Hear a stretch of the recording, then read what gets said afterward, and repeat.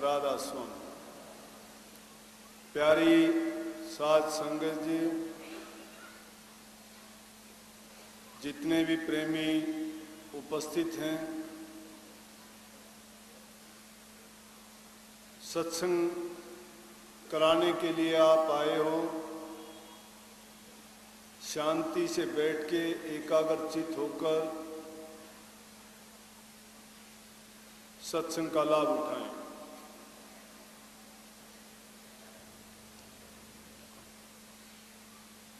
सालाना सत्संग होता है अपना कार्तिक की पूर्णिमा का।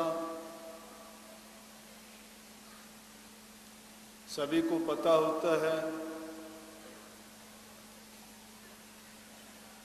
आगे के सारे प्रोग्राम बताए गए हैं, जो एक गलती से जिसका फैसला पहले नहीं लिया गया था, सुधार करके आप सबको बता दिया गया है।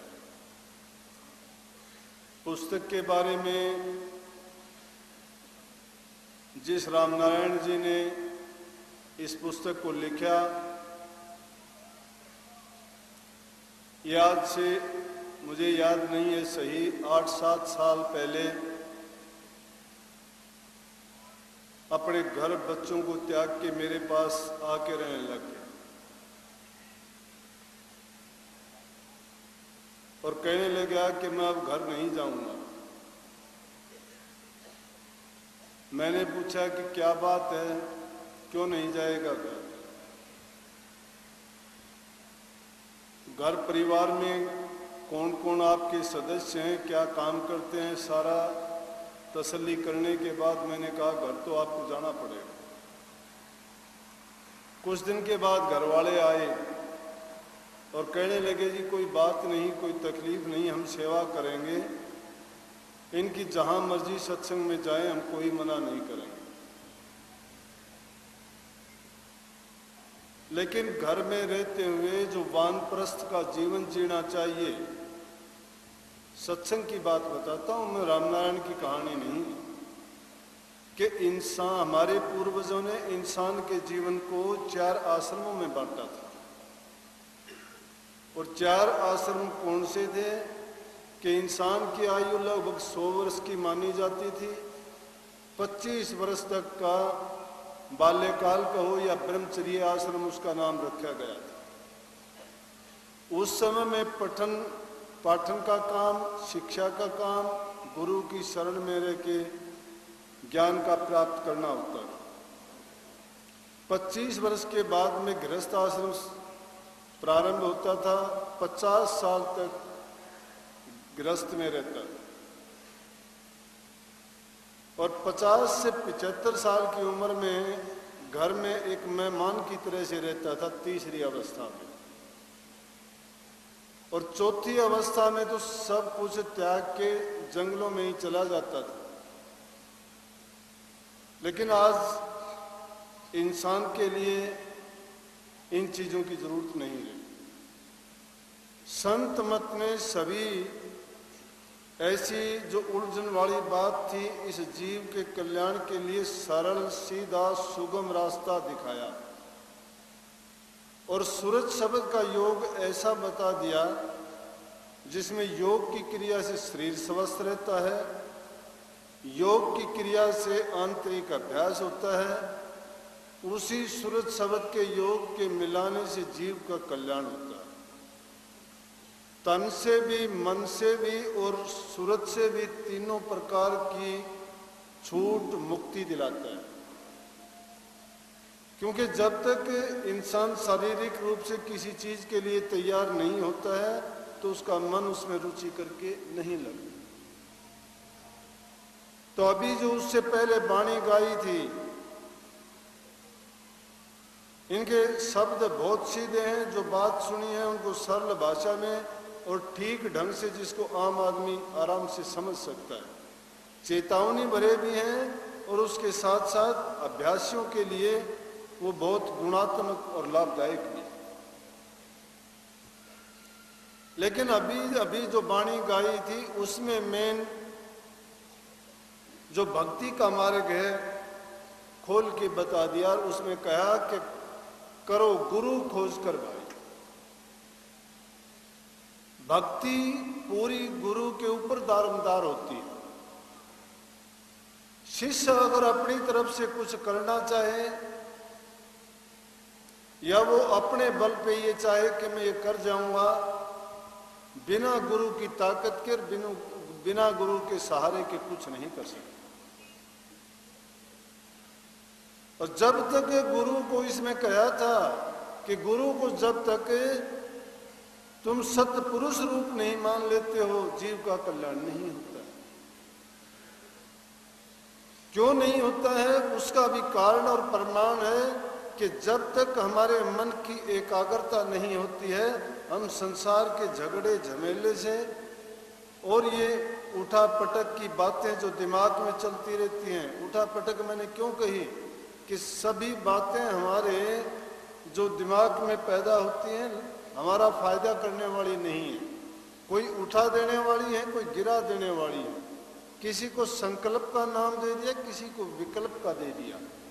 अब दोनों तरह के खेल ये रोजाना हम प्रकृति में देखते हैं, अपने अंदर में भी वही खेल होता है। लेकिन जब गुरु का सहारा मिल जाता है और गुरु ने जब हमें जीवन का उद्देश्य ही समझा दिया, गुरु ने एक नुक्ता दे दिया कि संसार के जितने काम हैं कि उन कामों को समझबूझ के साथ करते तो चलो, लेकिन हमारा मूल उद्देश्य है वो संसार में फंसने का नहीं, संसार से बचने का। संसार बसाने की जिम्मेवारी हमारी नहीं है, ये रचना किसी और की है। उस रचना में हम यहाँ मेहमान के रूप में आए हैं और मेहमानों को ये नहीं चाहिए कि वो यहाँ का आके अपने आप को गलती से ये समझ बैठे कि मैं यहीं रहने वाला हूँ या ये मेरे लिए सदा रहने वाला है। हमारे देखत जग जला जाता है और जग जाते हुए हम देखते हैं। अजीब तमाशा है, देखते हुए जुग बीत रहा है और जुग के देखते हुए हम बीत रहे हैं, फिर भी इंसान समझ नहीं लेता। लेकिन महापुरुष जो आए, जिन्होंने अपने जीवन को दांव पे लगा के जिन चीजों को, इंद्रिय भोग को हम संसारी सुख मानते हैं, उसी को महापुरुष दुख मानते हैं। जिन इंद्रियों से हम आनंद प्राप्त करते हैं, उसी को दुख के स्रोत कहते हैं संत लोग। जिस संसार को हमने सुख रूप माना है, असलियत जाना है, संत लोगों ने उसको सौपन बखाना है। इसीलिए हमारा मार्ग संतों के विपरीत दिशा में चल रहा है। कहीं भी किसी शास्त्र में नहीं कहा कि संसार को अपना बना के रखो, नहीं, संसार में रहो, लेकिन किस तरह से, जैसे संतों ने कहा कि संसार में रहते हो तो मधुमक्खी की तरह से रहो। जहां जाते हो खुशी दो, आनंद दो, मुस्कुराते हुए चलो, दूसरों को मुस्कुराहट देने का अवसर दो।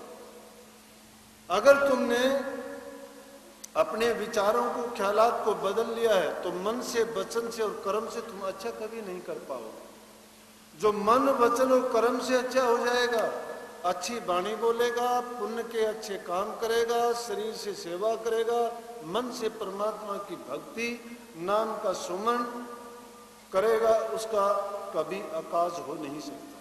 क्यों नहीं हो सकता? वो इसलिए नहीं हो सकता कि वो जीव मौज के अधीन और सतगुरु के शरणागत बन जाता है। मौज है क्या? मौज यही तो है कि जो मालिक जिस तरह से चाहता है उसी तरह वो काम करे। अब हम तो मालिक की मर्जी नहीं, शब्द में कहा था ना कि गुरु से तू बेमुख रहता, संसार के सन्मुख रहता या मन के सन्मुख रहता है। अरे हम गुरुमुख तो बने नहीं, मनमुखी बन गए।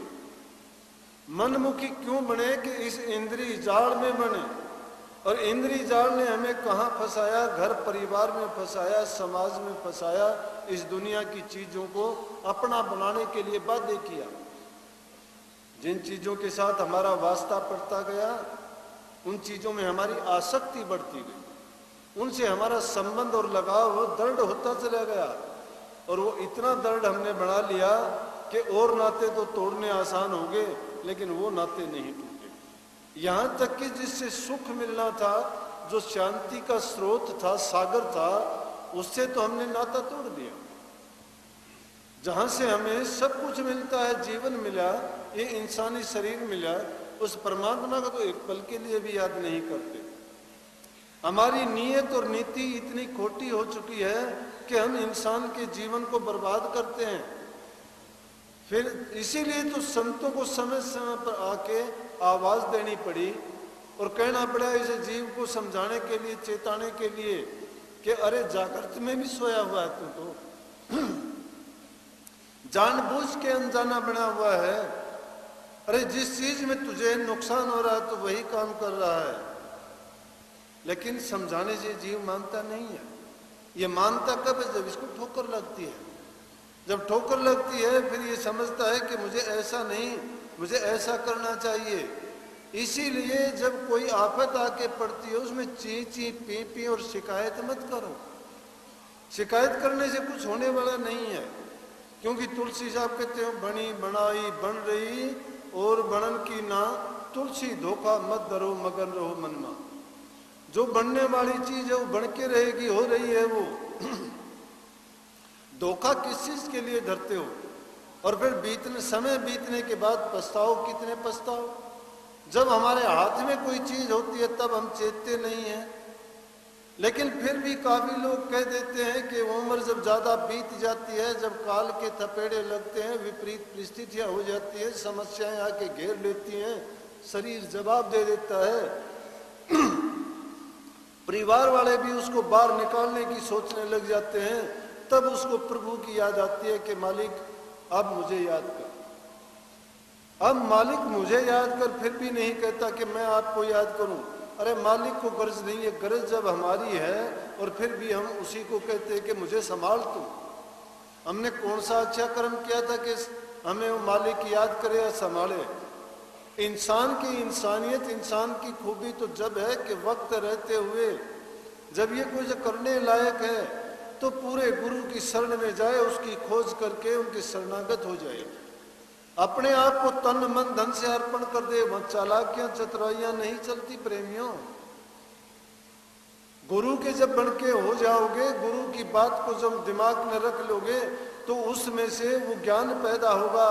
जिस प्रकार से दीपक के जलाने से प्रकाश हो जाता है, उसी प्रकार से तुम्हारे अंदर का अंधकार मिटता चला जाएगा, अज्ञान वहां से निकलेगा और सच्चाई और ज्ञान का जब फुहारा फूट पड़ेगा तो सारी चीजें आपको बेखूबी दिखाई देने लगेंगी। इसलिए उस ज्ञान को हासिल करने के लिए गुरु की शरणागत होना ही पड़ेगा। गुरु वो दीपक है जिसको, जिस प्रकार से दीपक को देहली में अगर रख दोगे दरवाजे की चौखट पर तो बाहर भी उजाला कर देगा और अंदर भी उजाला कर देगा। सतगुरु के नाम को लेके अगर उसका सुमन करोगे, आपको इस जीवन को भी बना देगा और आपकी अगत को भी सुधार देगा। आपके खोटे योनियों में नहीं जाना पड़ेगा, नरकों के दुख नहीं उठाने पड़ेंगे और मनुष्य चोला मिलने का हमको पूरा पूरा लाभ मिले।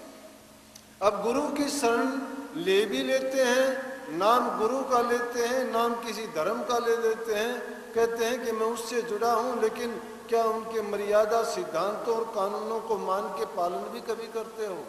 सपने में भी कभी नहीं सोचते हो।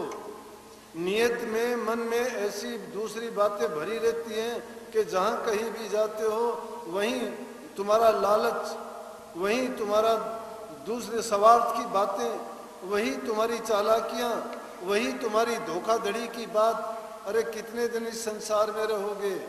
क्या पल्ले बांध के ले जाओगे? ये कोठी बंगले महल मकान किसके साथ चले हैं? साथ अगर गया तो नाम की कमाई करने वाला ही अपने साथ लेके गया। नाम की दौलत को जो भी कमाता है वो उसी की होती है, दूसरा उसमें कोई हिस्सा नहीं ले सकता।